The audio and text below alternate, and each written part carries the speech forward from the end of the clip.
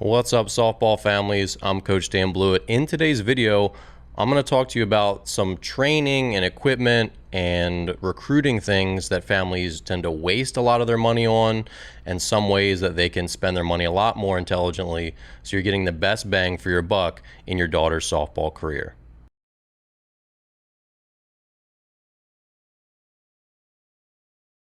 All right, so if you're new here, I'm Coach Dan Blewett. In the description below, you'll find more video resources, my online courses, my free guides, lots of good stuff. So if you're new here, thanks for watching, and stick around because there's a lot more softball content on my channel.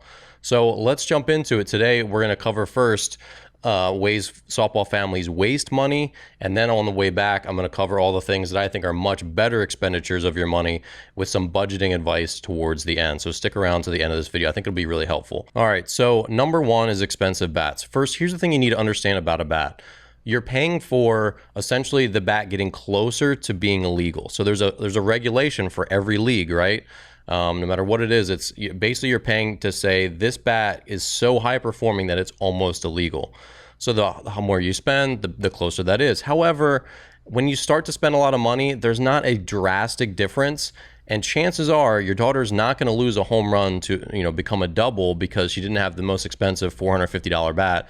The $300 bat or the $200 bat's probably going to do just fine. And really, equipment does not make the player. So don't feel like you need to keep up with the Joneses. And a lot of the times, it's really just the marketing and the fancy, expensive graphics. It's not a coincidence that the best looking bat of the year is also the most expensive. So don't feel like you need to keep up with the Joneses, especially when your daughter is younger. If she's 10, 11, 12, 13, 14, it does not matter at what bat she's swinging, because if she hits the ball hard, it's going to go hard no matter what. And if she hits the ball off the end cap or off the trademark, it's not going to be a good hit regardless. So this is not going to make as big a deal as you think. And if you trim off $100 by buying the second tier or third tier bat every year, you're going to save, when you start to add up all these years, $500, $600, $700 before everything's said and done. So really consider buying either last year's bat, which we'll talk more about, or just, this is a waste of money. So number two is weekly lessons. Now hear me out. There's definitely a time for weekly lessons, like maybe in the off season, you're trying to develop something new, really fix a mechanical flaw, something like that. But you should not be doing weekly lessons a large part of the year. So if you're doing weekly lessons for 9 months of the year, then your kid's not being self-sufficient enough. And I did lessons as my profession for many, many years. And a lot of times we would do weekly only when the kid couldn't really get outside. Like I lived in a cold weather climate in Illinois. So in the winter, there weren't tons and tons of options, but we still had a lot of families that did twice a month. And when their kids were really hard workers, it worked out totally fine, because at the end of the day, if you do a half-hour lesson with a great instructor or an hour lesson, if your kid goes home and does not practice on their own, it will be a waste of money. So weekly lessons are fine for some part of the year when you're really trying to fix something. But if your kid's a hard worker, then bi-weekly should be fine, and they need that self-exploration time to really figure out, okay, what did coach teach me to do, and how can I internalize it and really fix it? Number three, long distance tournaments. Look, if you're traveling 500 miles to Indiana or to Pennsylvania to play in a tournament, you're going to find, guess what, the same American kids of your age group playing in that same tournament. With some exceptions, a lot of these tournaments just have the same kids from a different town. So don't be fooled. A lot of times these exposure tournaments or whatever are not what they say they are. And really it just becomes a big waste of money traveling to another state to play the same caliber of 13, 12, 15, 16-year-olds. The next one, recruiting services. These can be very beneficial. They can also be a big drain of your wallet. So it depends on where your daughter's at. If she's 13 or 14, she does not need to do this.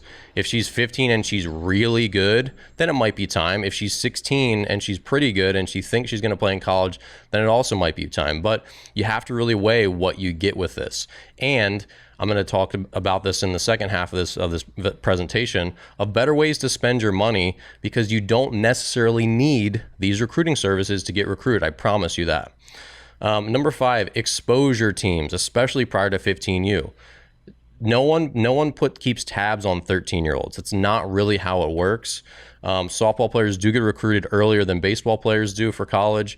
But in general, if your daughter is not like fully grown, if she's still like a little girl and she's got some room to grow, then they're just going to be like, oh, nice player. I'll come back in a couple of years. But they're not like keeping tabs because the inventory of players changes so fast. They grow up, their roster needs change. So this idea of you need exposure when you're 12, 13, 14 is really misguided. So if you want to sign up for an expensive exposure team that actually does, and you need to do your homework, that actually does provide good recruiting exposure, then really that's going to be 15U or 16U. I do realize that sometimes you need to get on these teams ahead of time to establish yourself, but really scrutinize whether this is going to be worth it, because a lot of times it's not. All right, so let's talk about better ways to spend your money. So number one, I'll touch on this briefly, but last year's bat. If last year's bat in 2020 or 2021 was the best on the market, now it's marked down 30, 40%, it's still going to be a fantastic bat. This isn't 1980 when aluminum bats were just coming out. Any bat from one year to the next is going to be pretty darn good. The biggest thing that changes year to year is graphics. So again, don't feel like you're keeping up with the Joneses here. Talk to your daughter, and I'll talk about that at the end. Make a budget and be like, look, here's the whole pot of money that we can spend. Do you want to spend an extra $200 on this crazy bat that's probably not even going to turn a single into a double? Or do you want to spend that on a couple more lessons with a really good instructor, or more strength training, or whatever it is? Because it does become a zero-sum game, as you parents know. Number two, parental education. What I mean by this is, whether it's a digital product, whether it's a book, whether it's going to an in-person seminar or a clinic, look, you can spend all your money on instruction for your kid, for lessons, for group stuff, whatever, but they're still going to practice the vast majority of the time on their own with their team without a coach actively supervising them, or with you in the backyard. So, and obviously hopefully with their friends too, but kids don't practice with their friends as much as they used to. So for you as a parent, if you can be educated and actually give your kids good advice and actually help be a coach without, becoming a helicopter parent and ruining the fun, because that also happens, so tread lightly. But really, if you can be a good, just like part-time swing instructor, when they're hitting it at the cage and they don't have a hitting coach, and you can give them some little advice and you guys have a good relationship where she's okay and accepting of that advice, that can go a really long way, because again, she's going to be her number one coach, learning to self-coach, and you're going to probably be the number two coach, spending the most time with her, practicing in the backyard, playing catch, working on ground balls, hitting her fly balls, throwing her balls to block as a catcher, all that stuff. So the more you can educate yourself, the better you're going to be. And again, you do need to find that balance of not making it feel like work, where she's got a coach at home and everything's, she can't get away from softball. Number three, bi-weekly lessons or group training. These are a much more cost-effective way. And again, if your kid is not good enough if she doesn't have a good enough work ethic to practice on her own between instruction, then she's just not going to pan out very well in softball anyway. So if you feel like she has to go to her instructor each week to make progress, that's a bad sign. That's a telltale sign that it's probably not going to be right for her. In college, she's going to have to figure out a lot of stuff herself, even though she'll get a lot of contact time. In high school, the coach, there's a couple coaches and 20, 25 kids, so they're not going to be able to hound them and be on them all the time. Kids need to learn self-sufficiency, and so think of lessons more as checkups rather than, week-to-week instruction. So really that's, I think the model is bi-weekly or group. It's a much better bang for your buck. It'll save you a lot more money, and it'll force your kid to either start to work at home or sink or swim. Number four is strength training. Too many parents put too much into the skill acquisition bucket, whether it's hitting lessons, pitching lessons, and not enough into strength training. This is, again, somewhere you can steal away from that stupidly expensive bat and put that money into strength training.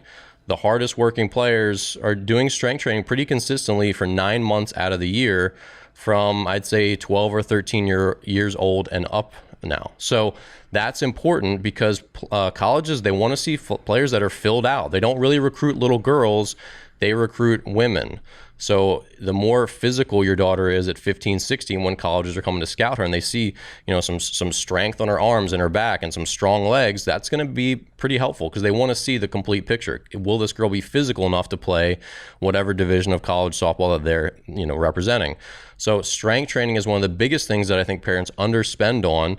And this is something that I highly recommend, if you can afford it, to do it in person with a strength coach. Like, I sell a strength program online, but I would much rather you do this on your own in your hometown, so you have a good strength coach who can be with them, keep them safe, all that stuff. It's a learning process just like anything else. So I do recommend strength training in person whenever you can do it. And of course, a good coach is going to do strength and speed. They're all going to be kind of integrated. When you get stronger, you also get faster. So this is a really, really big one.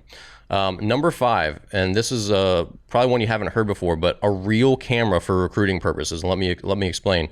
So a lot of these recruiting profiles and recruiting services, all they really do is they give you a profile. So they kind of have your stats listed. Coaches can search them, sure. But then you like put videos on there, and they're typically not making those videos for you. Here's the reason I recommend a real camera, because you have an optical zoom that can get to your kid while they're in a game.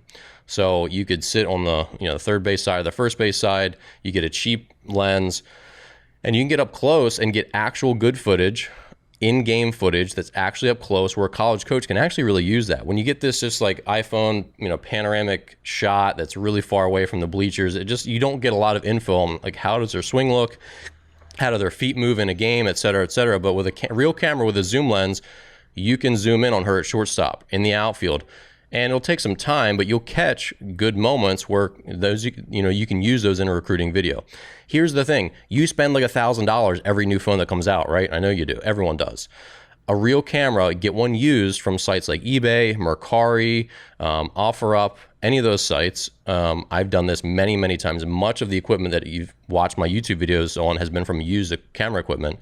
You can get a really good Canon, Sony, Nikon camera for $300, and you get a $100 zoom lens, get one of their cheaper zoom lenses, and you're in good shape. You'll get great video, you'll get photos of her, and then you know what? When she graduates, you can resell it and recoup at least half of what you paid for, if not more than that, if you already bought it used. I bought a bunch of cameras that I essentially just loaned because I bought it for 40% of the new price and then resold it for even more than that. So if you're smart, you can do this and essentially just loan a camera. But again, the big thing here is you can send emails with your own videos to college coaches. This is the best, most cost-effective thing you can do to help your daughter on the recruiting trail. She wants to go to University of Iowa, send a video of her with all of her stats, and I've got a lot of recruiting stuff on my channel. I'll link below. Send it to the University of Iowa. Here's my daughter. Well, send it from her, so she needs to send it. Hey, I'm Kaylee Smith. Here's all my stats. Here's 2 videos of me showing me hitting, playing shortstop, et cetera, et cetera. And if you don't have to have world-class footage, but if you have good footage of her that's pretty much in frame, she's playing short, they can really see, they say, wow, she's got good footwork, great hands, good strong arm. Yeah, we might like to come see her. Can you send us your schedule? Can we chat with you on the phone, whatever. So that's how this process works. You can save yourself a lot of money if you put in the work, emailing coaches, which is easy and it's free, and sending them decent recruiting videos, which are very, very easy to make. So you don't have to spend all this money on these recruiting services if you're going to put that work in yourself. And if you do that, again, having a camera with an optical zoom lens will allow you to get much better in-game footage than you otherwise would. So lastly, budget some of this stuff out with your kids and talk to them about this. Are we just trying to keep up with the Joneses and have the fanciest new bat because all my friends got it? Or do we want to take some of that money away and put it into strength training, into a speed coach, into a more time with a pitching coach, whatever? Your kids are smart. So if you sit down and say, hey, this is how our year looks. We've got $1,000, $2,000, $3,000, whatever. $3,000 to spend on your softball this year, honey. How do you think we should spend it best? Do we want to spend 15% of that on one bat that you're going to try to replace next year? Or do we want to spend, take a little out of this pie or out of this slice of the pie and put it to this, take a little out of here and put it there? Ask them, help them be in charge of what do you think we should do to help you get to your goals? Because they're going to realize pretty fast, yeah, if I can do more strength training all year or have more lessons, that's probably going to mean more to me than having the fanciest bat in the world. Now, if you have no budget, then this doesn't matter, but I think that's a good way to do it and let your kids be a little bit in control of their own destiny. Because again, if it is a zero-sum game, and it is for almost everybody, you can't just continue to pile on. Then you're going to have to start to take one from the other to get the most bang for your buck. So hopefully this video is helpful. Obviously, like I've done this. I own an academy for a long time. So parents were constantly asking me, should I spend on this? Should I spend on that? Is this recruiting thing worth it? Is this a piece of equipment worth it?